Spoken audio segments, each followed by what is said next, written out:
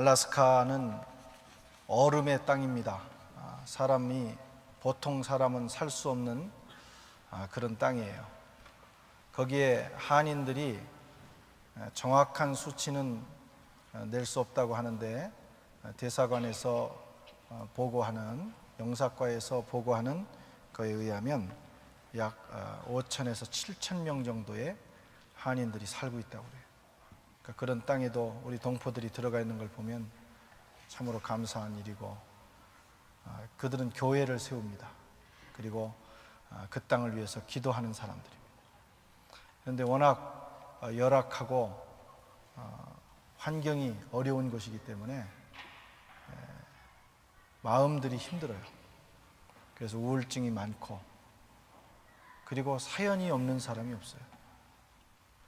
눈물이 아니고는 들을 수 없는 그런 사연들을 다 가지고 그곳에서 살아가고 있었습니다. 그러다 보니까 또 갈등도 있고 아픔도 있고, 하나님께서 이번 집회를 통해서 그런 마음들을 만져주셨고, 또 육체의 치료, 한 눈이 거의 실명, 전혀 보이지 않는 그 눈을 하나님께서 열어주셔서 또 볼 수 있게 하셨고, 또 교통사고로 아침에 보통 일어날 수 없는 그런 고통을 느끼는데 그런 것들도 하나님 치유해 주셨고, 하나님이 짧은 시간이지만은 많은 역사를 베풀어 주셨습니다. 하나님의 말씀은 능치 못함이 없습니다. 우리가 하나님의 말씀을 신뢰하고 그분 말씀을 붙들면 하나님의 전능하신 역사, 놀라운 역사가 우리 삶에 일어나게 됩니다. 예수님의 어머니 마리아의 고백이죠. 대저 하나님의 말씀은 능치 못함이 없느니라. 여러분, 이 말씀을 믿으십니까? 이 말씀이 오늘 저와 여러분의 고백이 되기를 바랍니다. 신앙생활, 우리가 하나님 말씀을 붙들고 사는 생활이 실제가 돼야 됩니다. 관념이 아니라 그 말씀이 우리 삶에서 이루어지는 역사를 경험해야 하는 것입니다. 오늘 본문은 우리 주님께서 귀먹고 어눌한 사람을 고치신 치유 기적 사건입니다. 예수님께서 두로와 시돈 그리고 데가볼리를 통과하여 갈릴리 호수에 도착하셨을 때 사람들이 귀먹고 말더듬는 이를 데리고 왔어요. 그리고 예수님께 그를 고쳐주기를 간청했고, 예수님께서는 이 귀먹고 말 더듬는 사람을 고쳐주셨습니다. 이 치유 이적, 오늘 이 말씀을 살펴보면서 하나님의 은혜를 나누고 저와 여러분의 삶 가운데도 이런 주님의 능력의 역사가 함께 하실 수 있기를 바랍니다. 먼저 귀먹고 어눌한 사람의 형편에 대해서 한번 살펴보겠습니다. 32절 말씀 함께 읽겠습니다. 사람들이 귀먹고 어눌한 자를 데리고 예수께 나와, 다시 한번 큰 목소리 한번 읽겠습니다. 사람들이 귀먹고 어눌한 자를 데리고 예수께 나와. 여러분, 이 사람의 문제가 무엇입니까? 귀가 들리지 않는다는 거예요. 그리고 말이 어눌하다. 말을 정확하게 할 수 없는, 벙어리까지는 안 가더라도 거의 반벙어리 이상 되는 그런 사람이었습니다. 그런데 구체적으로 말하면 이 사람의 근본적인 문제는 사실 말이 어눌한 것보다는 귀가 전혀 들리지 않는다는 것입니다. 귀가 들리지 않으니까 정확한 발음을 할 수 없는 거예요.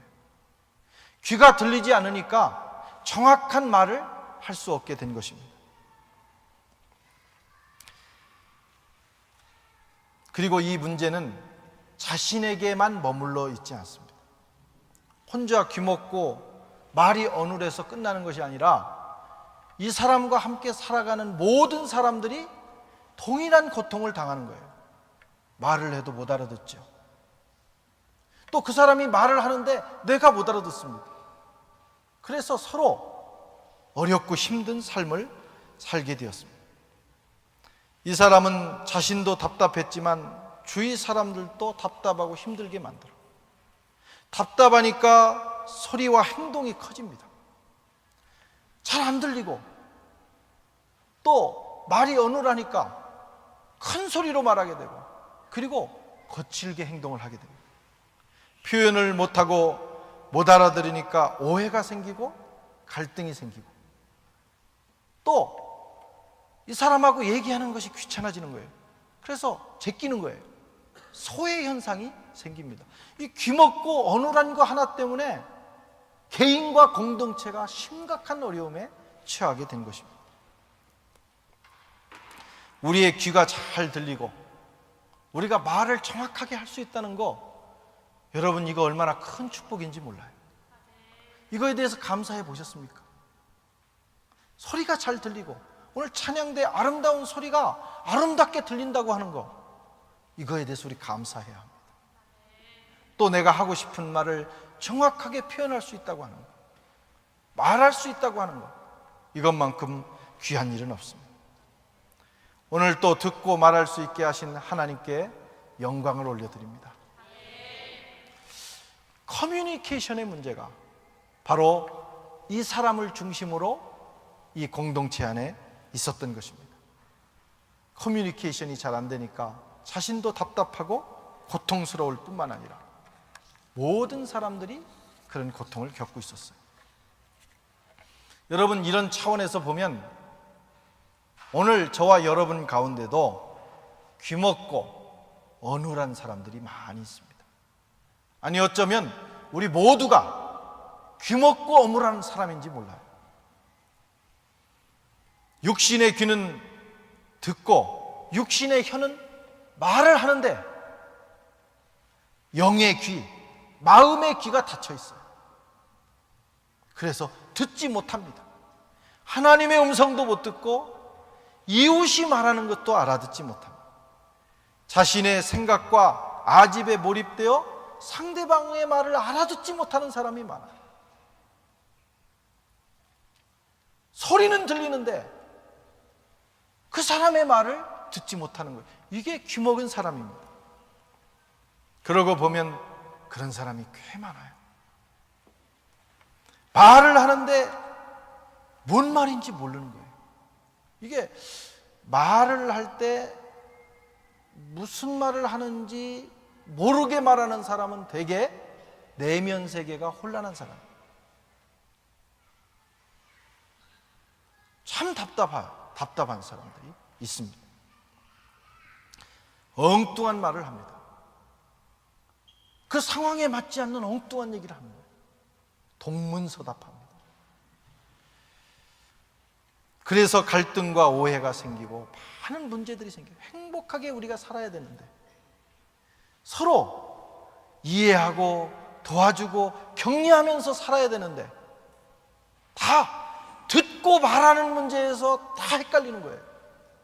그래서 갈등과 오해, 나중에 알고 보면 아무것도 아닌데 그것 때문에 서로 싸우고 상처를 주고받는 것입니다. 우리는 혹시 귀먹고 어눌한 사람이 아닌지 한번 돌아보아야 됩니다. 오늘 이 시간 호숫가, 갈릴리 호숫가에서 귀먹고 어눌한 사람을 고쳐주신 우리 주님께서 육신의 귀는 밝고 육신의 혀는 말할 수 있지만 참으로 알아듣지 못하고 참으로 말할 줄 모르는 저와 여러분들을 고쳐주시는 역사가 있기를 바랍니다. 어떤 목사님이 배우자를 선택하는데 이런 조건을 세웠다고 하는 거예요. 제가 읽은 어느 글에서 읽은 것인데 저도 공감합니다. 어떤 여자와 만나는 것이 결혼 생활이 행복할까? 말이 통하는 여자. 뭐 다 있으면 좋겠죠. 예쁘고 돈 많고 순종하고 다 있겠지만 뭐 다 갖추면 좋겠죠. 그런데 다 갖췄어도 말이 안 통하면 얼마나 불행하겠느냐. 미혼이신 분들은 꼭 말 통하는 배우자를 만나시길 바라요. 말이 통하지 않는 것만큼 답답하고 불행한 일이 없어요. 인생의 많은 문제들이 여기서 발생해요. 말을 통하지 못하는, 부모 자녀 관계도 마찬가지, 부부 간의 관계도 마찬가지, 친구나 이웃과의 관계도 마찬가지. 말만 통하면 어지간한 일은 다 되는 거예요. 왜 싸웁니까? 말이 안 통하니까 싸우는 거예요. 왜 헤어집니까? 말이 안 통하니까. 근데 이미 이제 결혼을 하고 살아가시는 분들 가운데 아휴, 이거 큰일 났네, 이렇게 되시는 분들은 이제 다른 길이 없어요. 서로 말을 통하는 훈련을 하셔야 됩니다. 주님 고쳐주세요. 주님 배우자도 고쳐주시고 나도 고쳐주시고. 사실 알고 보면 아무것도 아닌데, 아주 별일도 아닌데 오해한 거 하나, 그 사람 그렇게 말 안 했는데, 나는 그렇게 말하려고 하지 않았는데 상대가 그렇게 듣고 내가 그렇게 들어가지고 인생이 불행해지는 게 얼마나 많은지 몰라요. 말이 통한다는 전문 용어가 커뮤니케이션입니다. 커뮤니케이션, 의사소통이라는 거예요. 이것은, 이 커뮤니케이션에는 두 가지 방식이 있는데, 모놀로고가 있어요. 그리고 디알로고가 있어요. 모놀로고는 자기 말만 하는 겁니다. 그러니까 내가 하는 말은 해요. 그런데 상대방 말을 듣지 않습니다. 말은 잘 하는데 여전히 문제가 있어요. 디알로그가 있어요. 듣고 말하는 겁니다. 쌍방통행입니다. 이렇게 되면 되는 것이죠. 커뮤니케이션이 어렵습니다. 우리가 신학교 다닐 때 설교학에서 이 커뮤니케이션 이론을 배웠는데, 사람이 말을 잘하고 잘 알아듣는 사람이 대화를 나누고 커뮤니케이션을 할 때 상대방의 말을 몇 퍼센트, 그 진위를 몇 퍼센트 정도가 알아듣느냐, 30%를 넘지 못하는, 우리가 다 알아듣는 것 같지만 30% 정도가 정확하게 알아듣고 나머지 70%는 오해하는 거예요. 그게 심각한 문제입니다. 몇 가지 장애가 있습니다. 수신자의 선택적 경청, 이것이 문제입니다. 사람은 듣고 싶은 것만 들어요. 멀쩡하게 말하고 있는데 이 사람은 딱 자기가 원하는 것만 캐치해서 듣습니다. 듣고 싶지 않은 것은 듣지 않습니다. 많은 분들이 그런 경향이 있어요. 이웃과의 대화, 가정에서의 대화도 마찬가지입니다. 가만히 들어보면 서로 딴 얘기하고 있어요. 전혀. 그리고 꼭 필요한 것만 듣고 갑자기 하나 기분 나쁜 거 들어가지고 싸우는 거예요. 그게 선택적 경청이에요. 전체적인 문맥으로 볼 때는 아무것도 아닌데, 그게 아닌데 왜 그런 말을 했느냐, 왜 이 상황에서 그 얘기를 하느냐, 심각한 문제입니다. 그래서 삐지고 화내고 돌아서고 못 알아듣는 거예요. 이게 문제입니다. 또 하나의 문제는 발신자의 비중, 네임 밸류가 문제예요. 네임 밸류. 말하는 사람이 사회적으로, 경제적으로 레벨이 괜찮은 위치에 있으면 듣는 사람들이 훨씬 잘 듣습니다. 신뢰를 주고 그 사람의 말에 집중을 합니다. 제가 아는 어느 선배 목사님의 고백이에요. 어느 날 사모님이 이 방송 설교를 듣다가 아주 흥분을 해가지고 목사님에게 왔다는 거예요. 목사님, 오늘 아무개 목사님이 이런 설교를 하는데 너무 기가 막혀요. 어떻게 이런 말씀을 하실 수가 있어요? 한번 꼭 같이 한번 들어봐요. 그래가지고 이 목사님이 사모님하고 그 부분을 다시 들어봤는데 보니까 목사님이 늘 하던 얘기인 거예요. 늘 하던 얘기인데 사모님은 그걸 못 듣고 있었어요. 네임 밸류, 그 가치를 이 사모님은 그 방송 설교자에게 둔 거예요. 남편을 무시했다 이거예요. 남편이 말할 때는 시큰둥한 사람들이 있습니다. 그리고 누군가 저명한 사람이 말하면 굉장한 것처럼 들어요. 꼭 이런 말 하면 이 말귀를 못 알아듣는 사람들은 저게 목사님 가정의 얘기구나 이렇게 또 착각하는 사람이 3사람 있는 것 같아요. 내가 보니까 그런 말 커뮤니케이션 없기를 바랍니다.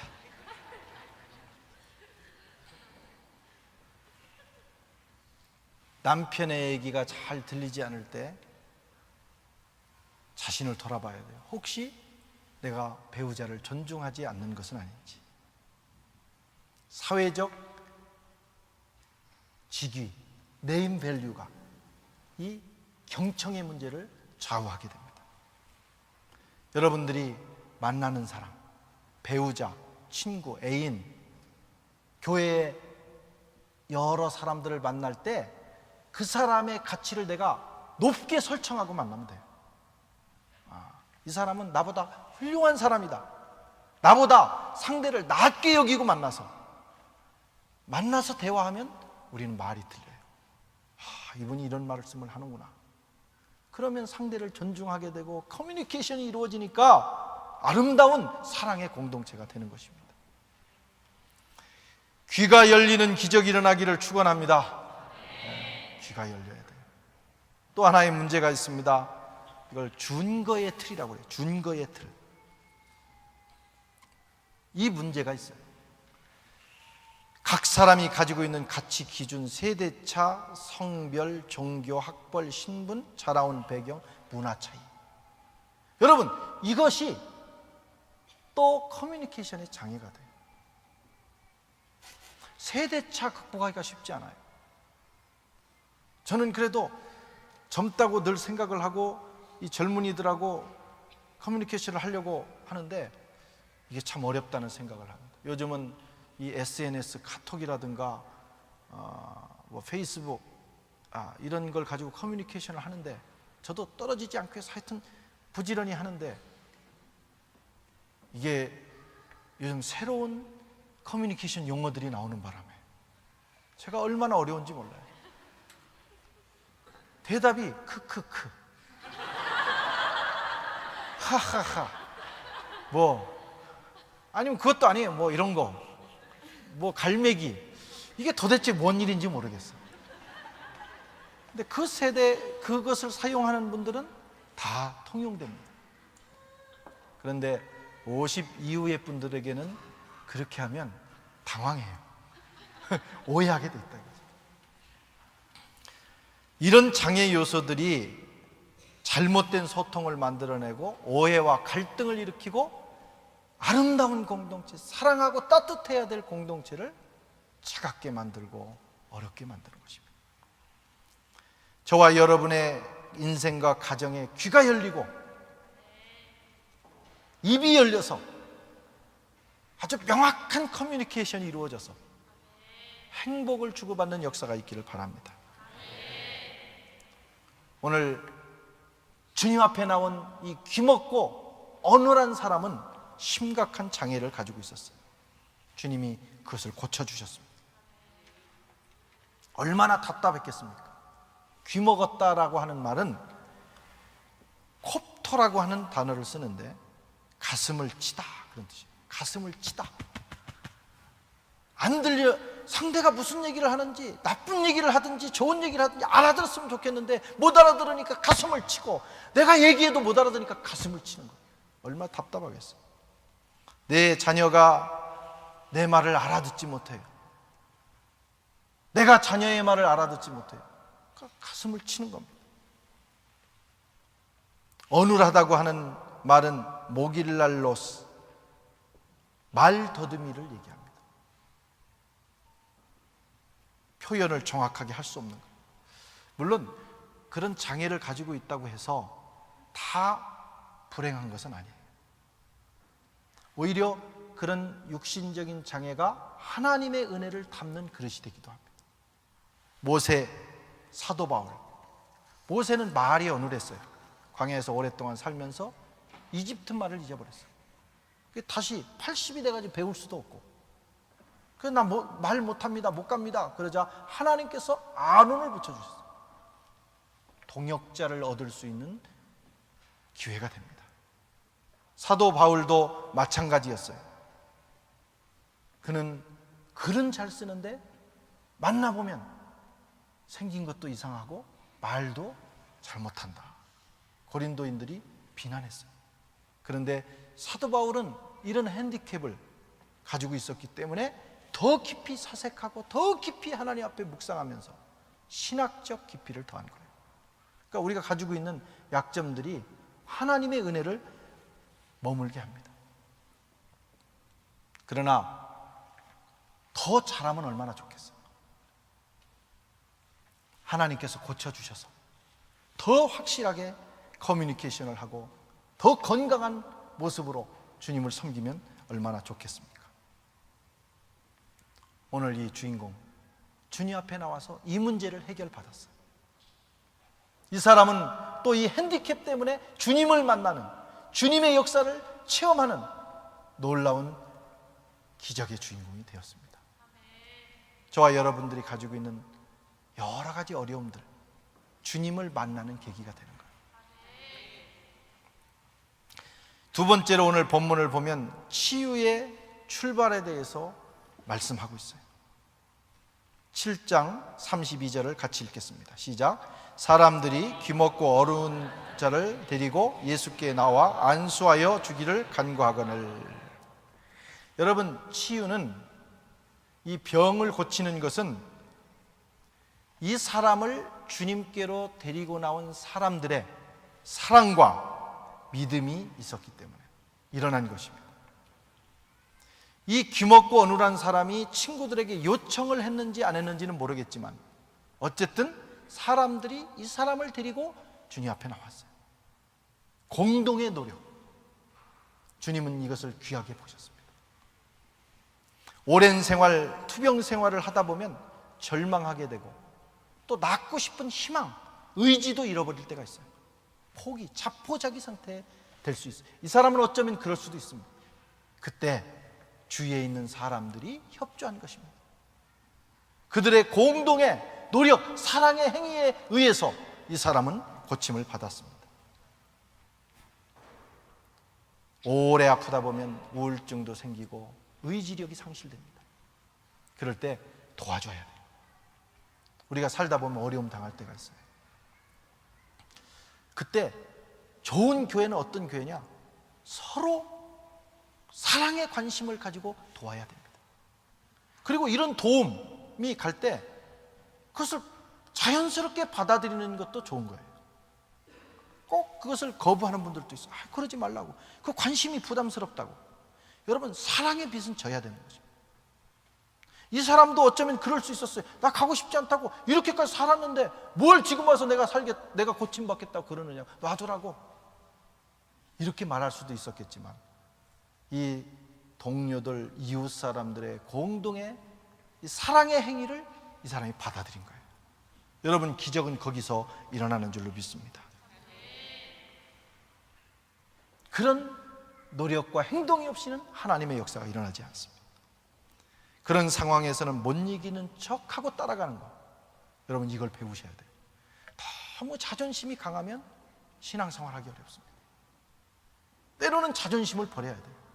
내가 원치 않아도 공동체가 원하면, 이웃이 원할 때, 그것이 사랑의 행위로 내게 다가올 때 따라가는 것입니다.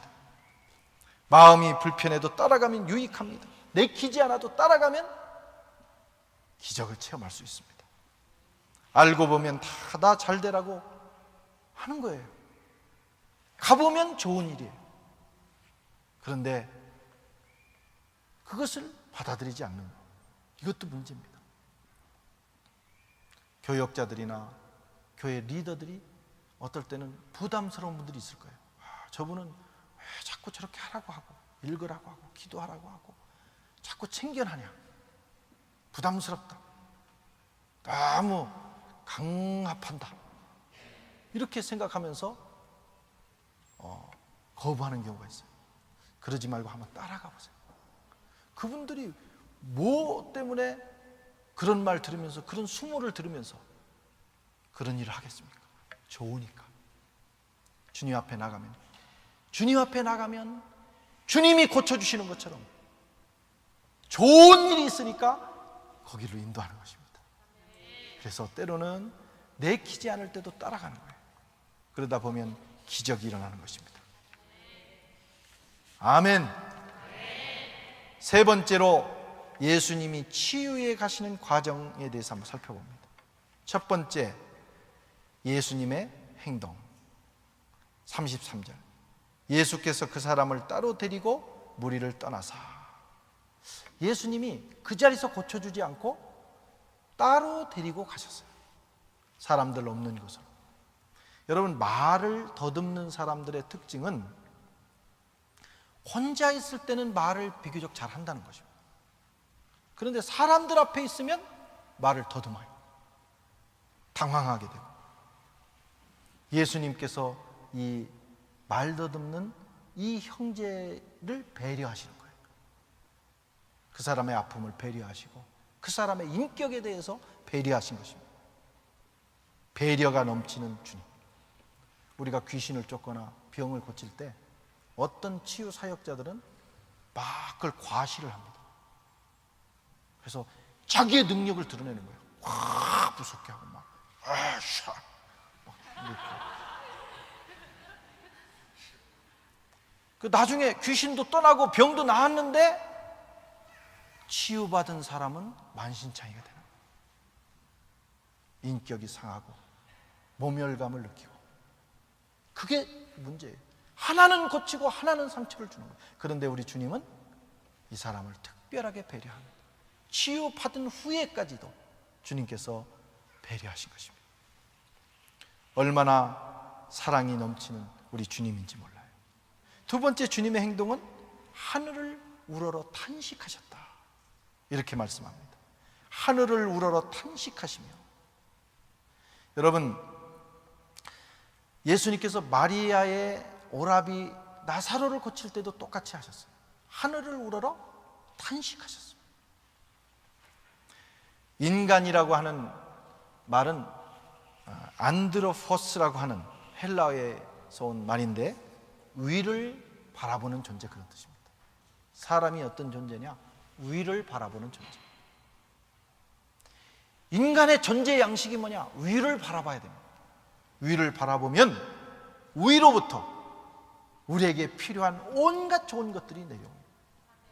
야고보서에 말씀하는 대로 위에 계신 빛들의 아버지로부터 온갖 좋은 것들이 우리에게 내려오나니 사람은 위를 바라보며 살게 돼 있어요.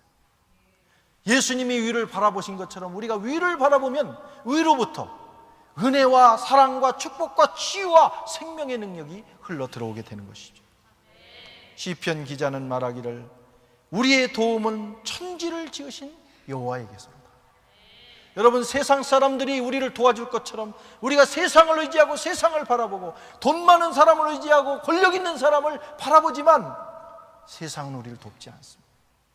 우리를 참으로 도울 수 있는, 후유증 없이 우리를 도울 수 있는 분은 위에 계신 분이에요. 모든 인간은 위를 바라보며 살게 돼 있어요. 땅을 바라보면 절망이 옵니다. 그러나 어떤 상황에서도 위에 계신 하나님을 바라보고 그분을 사모하면 그분으로부터 우리 인생에 온갖 좋은 것들이 내려옵니다. 그것이 인생입니다. 오늘 주님께서 위를 바라보시며 탄식하실 때 이 사람을 고치는 능력이 주님에게서 나타났습니다. 주님의 세 번째 행동 33절에서 34절 함께 읽겠습니다. 예수께서 그 사람을 따로 데리고 무리를 떠나사 손가락을 그의 양 귀에 놓고 침뱉어 그의 혀에 손을 대시며 그에게 이르시되 에바다 하시니 이는 열리라는 뜻이라. 예수님이 치유하시는 또 하나의 방식, 이제 구체적인 치유로 들어가셨는데 약간 좀 찝찝합니다. 이 방법은 좀 예수님이 우아하게 고쳐주시면 어떡하겠어요? 눈이 보일지어다, 입이 열릴지어다. 딱 그래 눈이 탁 뜨고 입이 열려서 이렇게 말하게 되면 얼마나 좋겠어요. 근데 주님이 참 부담스러운 행동을 하시는 거예요. 손가락으로 귀를 막 쑤시는 거예요. 이게 별로 하여튼 그런 행동입니다. 그걸로 끝나시지 않습니다. 침을 드셔서 그 침에다가 이렇게 하셔가지고, 그래서 혀 벌려라 그래가지고 혀에다가 침을, 아니 보통 사람 같으면 아유, 관두세요. 차라리 그냥 살겠습니다. 내가 언제 온다고 그랬어? 나 괜히 데려와가지고 이게 뭐하는 짓이야 하면서 열받아 돌아갈 상황이에요. 그렇지 않습니까? 보통 사람들은 시험 들고 불평하고 원망하며 돌아가요. 덜 절박하기 때문에. 그런데 이 사람은 그 예수님의 모든 행동에 순종하고 받아들였어요.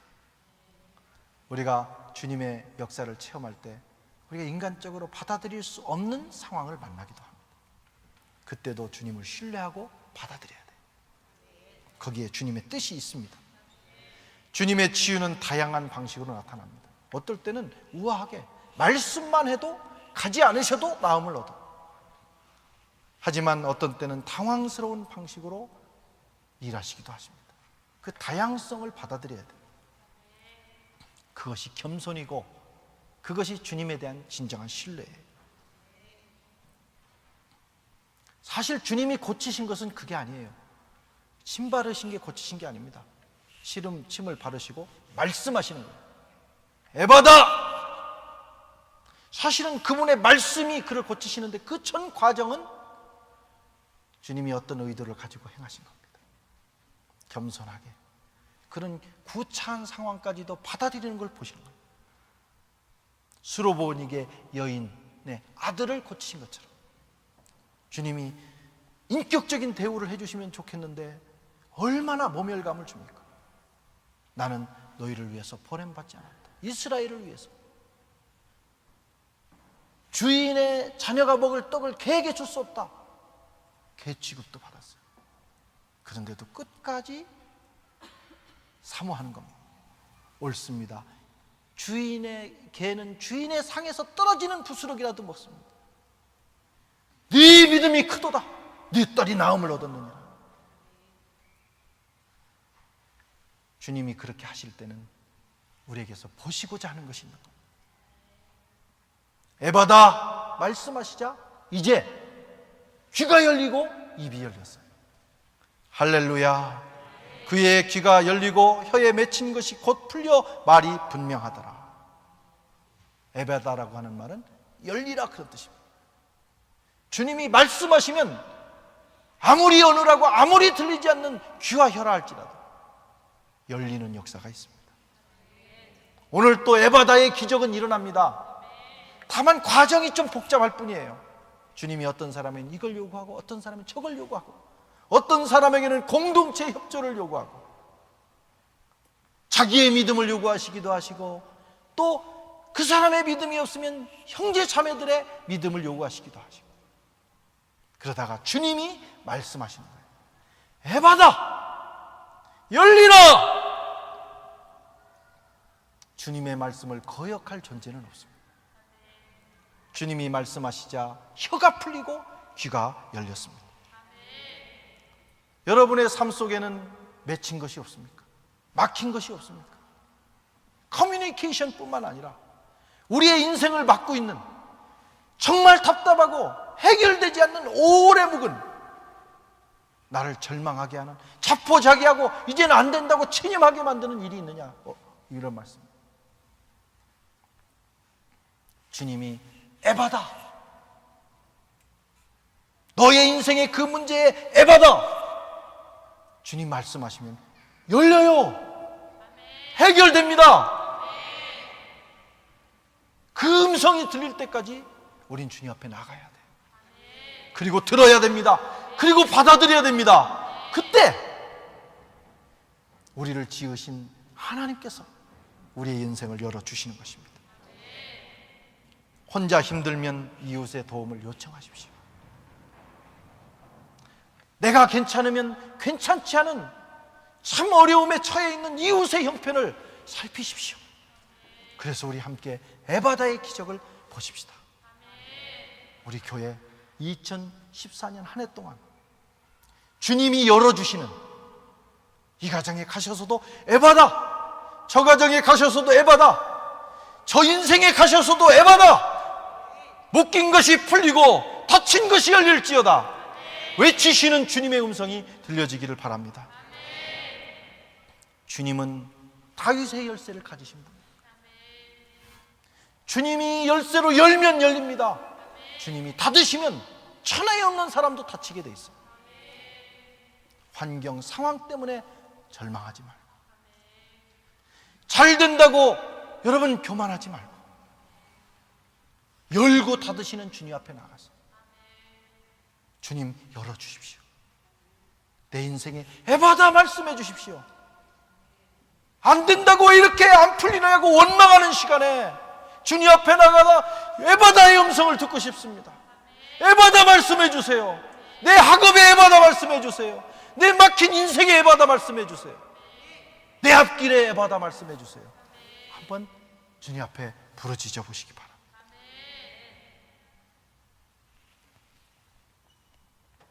그래서 2014년은 한번 열리는 해.